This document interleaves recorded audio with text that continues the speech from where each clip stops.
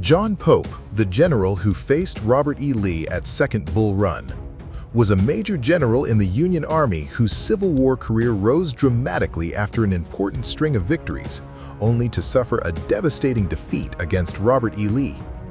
Born on March 16, 1822 in Louisville, Kentucky, Pope graduated from the United States Military Academy at West Point in 1842.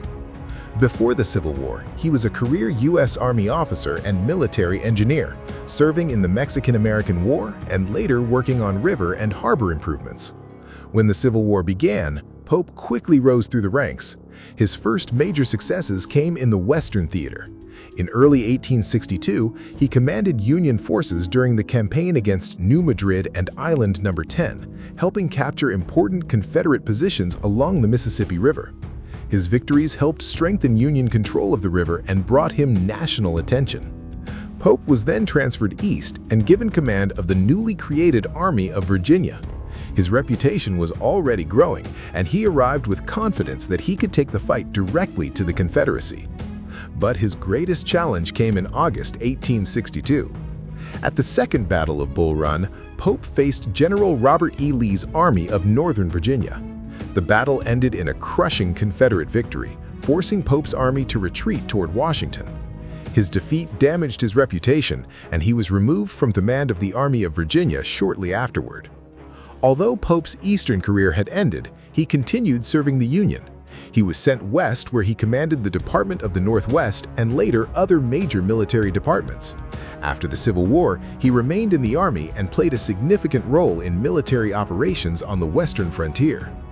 Unlike several other famous Civil War generals, John Pope never became President of the United States. His post-war career remained primarily military rather than political. Pope died on September 23, 1992 in Ohio. His legacy remains complicated.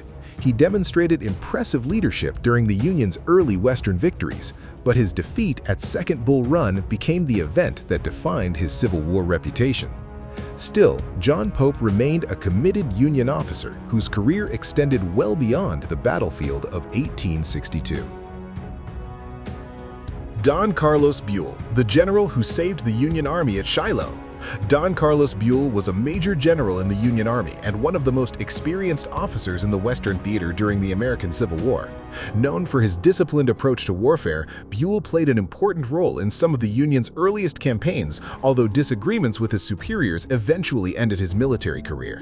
Born on March 23, 1818 near Lowell, Ohio, Buell graduated from the United States Military Academy at West Point in 1941. Before the Civil War, he became a career U.S. Army officer, serving in the Mexican-American War and later working as a military administrator and staff officer.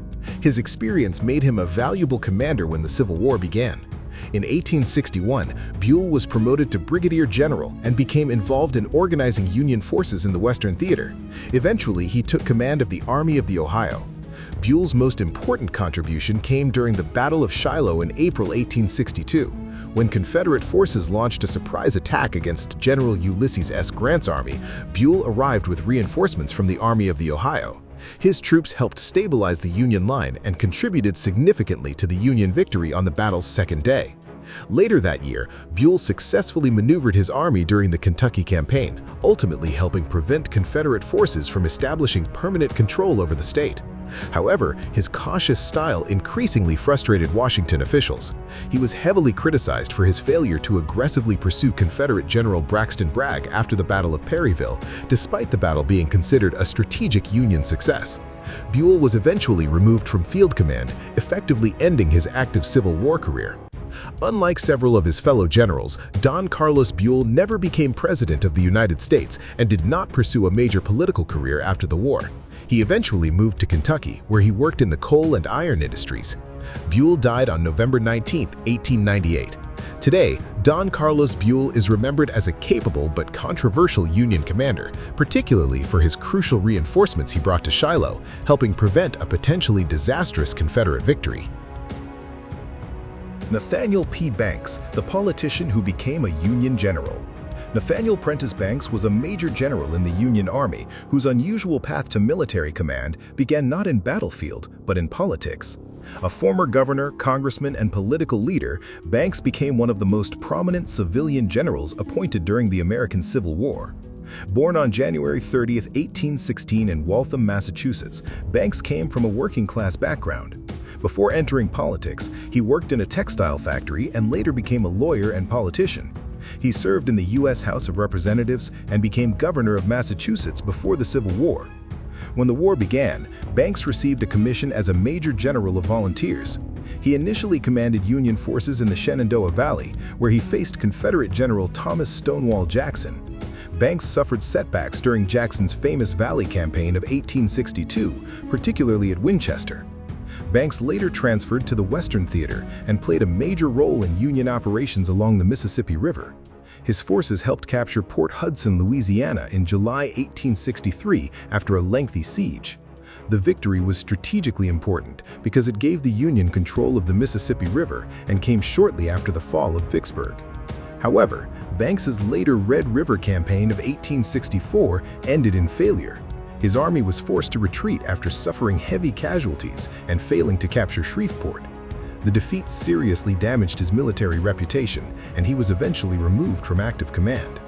Interestingly, Banks never became president of the United States. However, unlike many generals, he had already achieved significant political success before the war. After leaving the army, he returned to politics, served again in Congress, and remained active in public life. Nathaniel P. Banks died September 1, 1994 in Waltham, Massachusetts. His story is unusual. A factory worker who became governor, congressman, and Union general. Though his military record was mixed, his victory at Port Hudson remains one of his most important contributions to the Union cause. Benjamin F. Butler, the controversial general who captured New Orleans. Benjamin Franklin Butler was a major general in the Union Army whose Civil War career was filled with military victories, political controversy, and decisions that had lasting consequences for American history. Born on November 5, 1818 in Deerfield, New Hampshire, Butler graduated from Waterville College in Maine in 1838. Before the Civil War, he became a lawyer and politician, serving in the Massachusetts legislature and later becoming a prominent Democratic politician. He was also a successful attorney and businessman. When the Civil War began, Butler volunteered for the Union cause and quickly rose to the rank of Major General of Volunteers. His first major success came during the Fortress Monroe campaign, where he helped secure the important Union stronghold in Virginia. In 1862, Butler became famous, or infamous, for his occupation of New Orleans. After Union forces captured the city, Butler became its military governor. His administration was highly controversial, but he introduced measures that disrupted Confederate operations and confiscated property belonging to Confederate supporters. One of his most famous decisions came when he declared escaped enslaved people who reached Union lines to be contraband of war. This policy helped establish a precedent for the Union's later emancipation policies and encouraged thousands of enslaved people to seek freedom behind Union lines. Butler later commanded Union forces during the Bermuda Hundred Campaign and the Siege of Petersburg. His performance was mixed, and his inability to break through Confederate defenses eventually led to his removal from field command. After the war, Butler returned to politics. He served in the U.S. House of Representatives, became governor of Massachusetts, and remained an influential political figure. Butler never became president of the United States, although he was nominated for president in 1884 by the Greenback and anti-monopoly parties. He received only a small share of the popular vote. Benjamin F. Butler died on January 11, 1993. Remembered as one of the Civil War's most controversial generals, his decisions regarding enslaved people in New Orleans made his legacy far larger than his battlefield record alone. Oliver O. Howard, the Union general who lost an arm and kept fighting.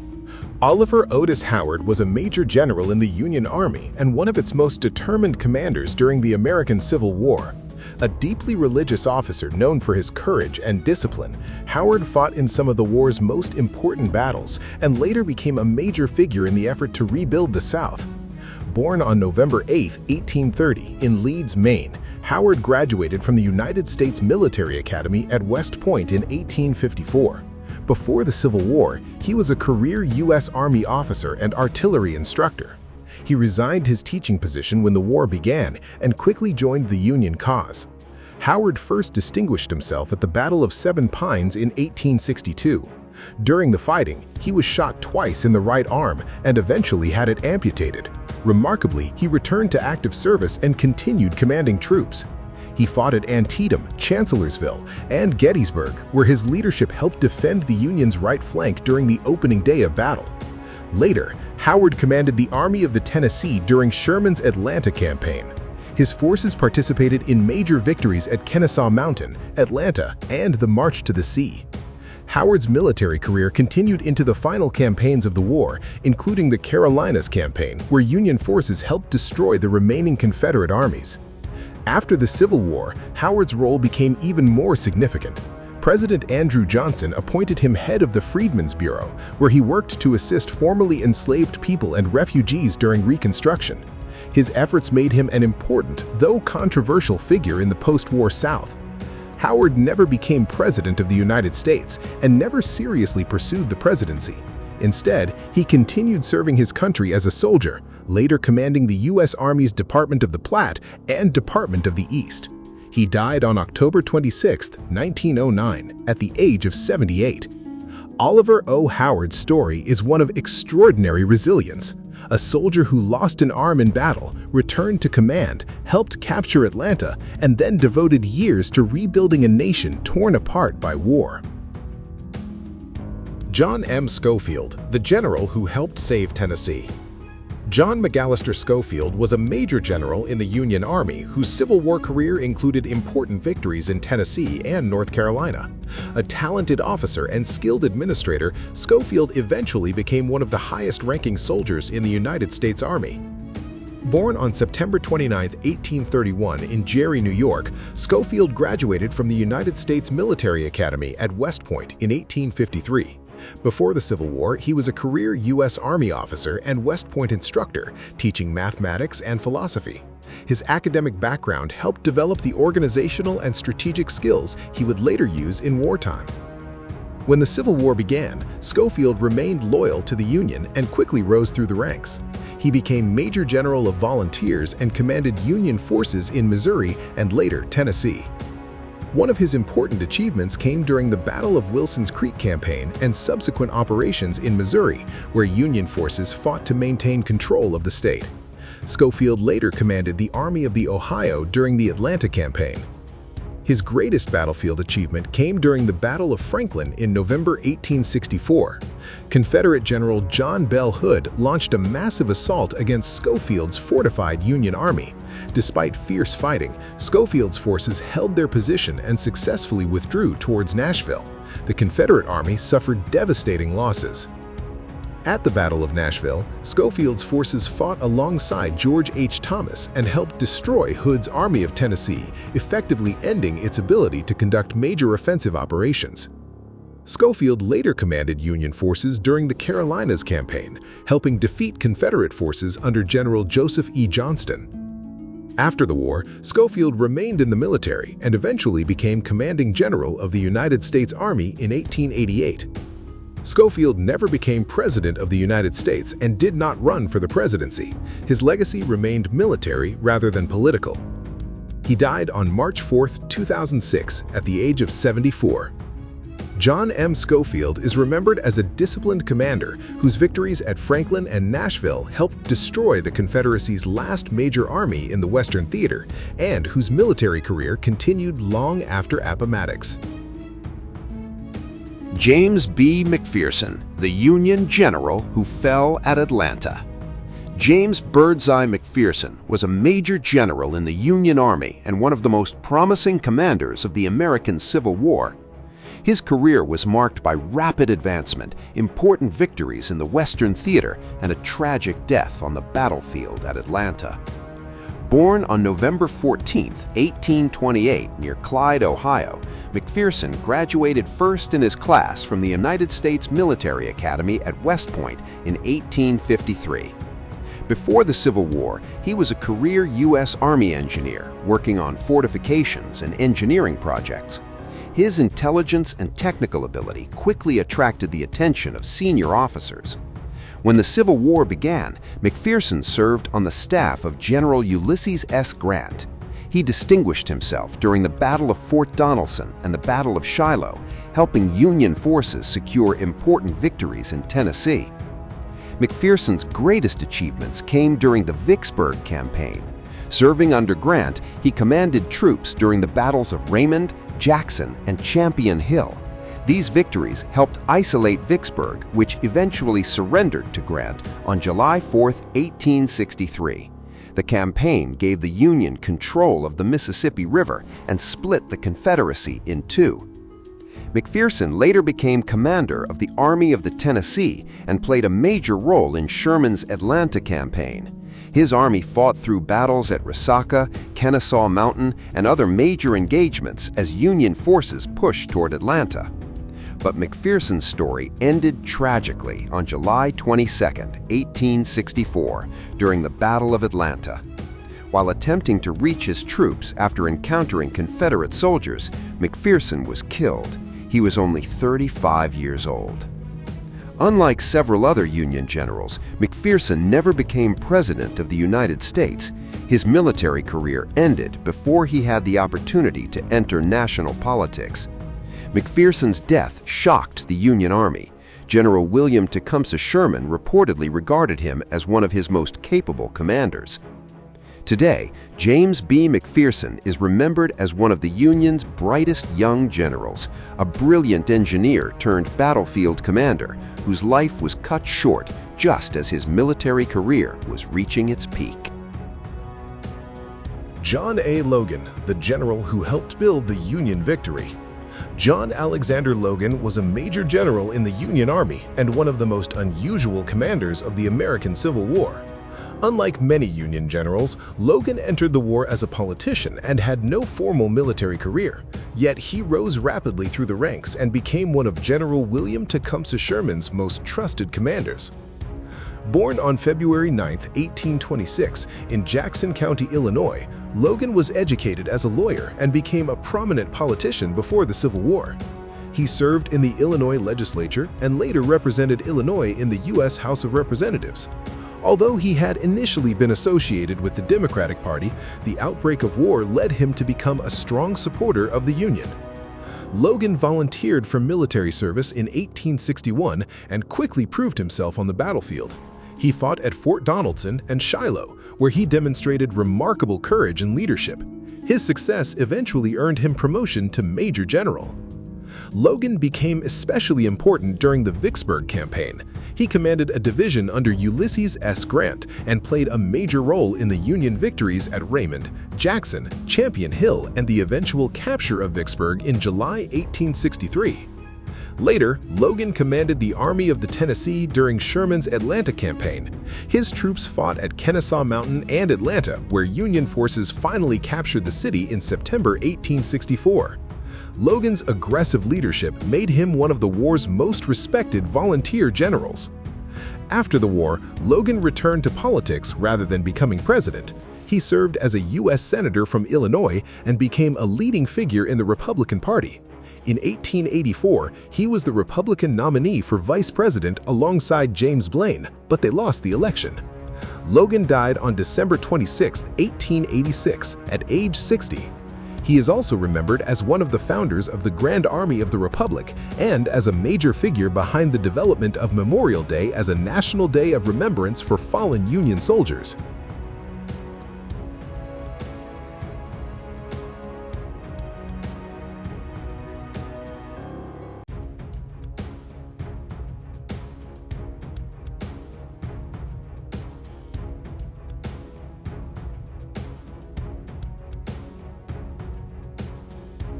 David Hunter, the general who pushed emancipation before Lincoln. David Hunter was a major general in the Union Army whose Civil War career was marked by important victories, controversial decisions on slavery, and a strong commitment to destroying the Confederacy. Born July 21, 1802 in Troy, New York, Hunter graduated from the United States Military Academy at West Point in 1822. Before the Civil War, he was a career U.S. Army officer, serving for decades in the Frontier Army and fighting in the Black Hawk War and the Mexican-American War. His long military experience made him one of the senior officers available to the Union when war erupted. Hunter became a major general of volunteers in 1862. He commanded Union forces in the Department of the South, where he participated in operations against Confederate positions along the Atlantic coast. One of his notable successes came at the Battle of Port Royal, where Union forces captured the important South Carolina harbor in November 1861. Hunter later commanded Union forces during the Shenandoah Valley Campaign in 1864. Hunter won the Battle of Piedmont in June 1864, defeating Confederate forces under General William Grumble Jones. The victory opened the Shenandoah Valley to Union forces and allowed Hunter to advance towards Staunton and Lynchburg. However, Hunter's campaign eventually ended in retreat after Confederate General Jubal Early defeated his forces at the Battle of Lynchburg.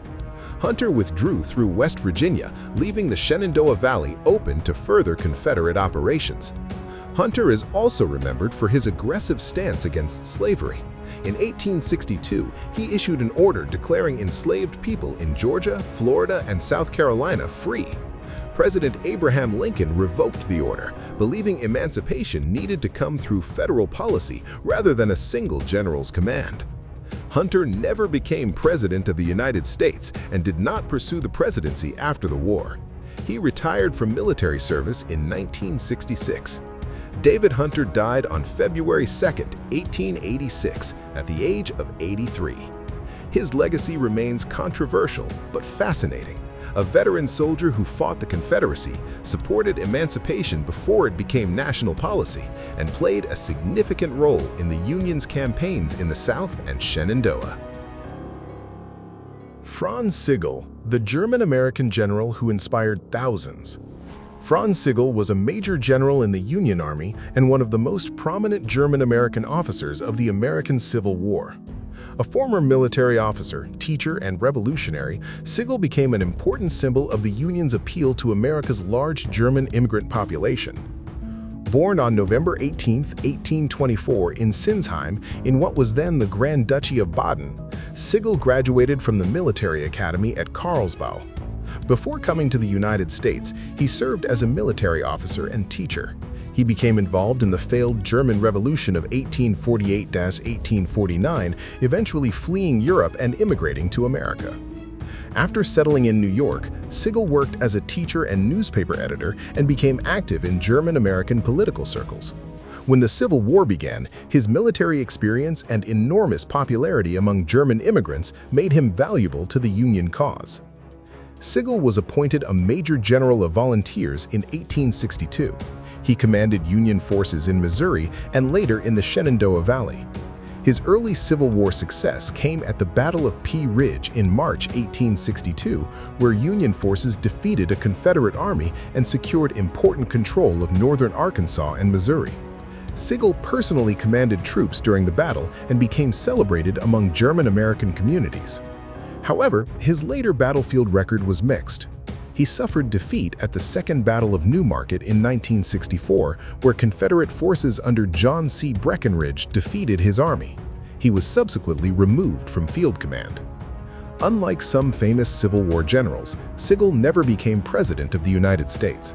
He did, however, remain active in American politics and became a prominent Republican figure. After the war, he worked as a newspaper editor, businessman, and political activist, particularly within German-American community. Sigel died on August 21, 1902 in New York City at age 77. His legacy is complicated. He was not among the Union's most successful battlefield commanders, but his importance extended beyond military victories. Franz Sigel helped mobilize thousands of German Americans behind the Union cause, making him one of the most politically influential immigrant generals of the Civil War.